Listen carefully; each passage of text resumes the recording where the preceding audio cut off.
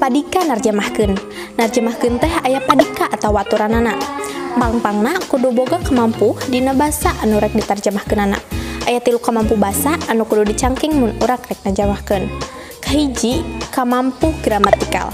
Mangrupa pangaweruh ngeunaan kekecapan, nyusun kalimah, nyusun alinea jeung ngalarapkeun ejahan. Kadua, kamampu sosial linguistik.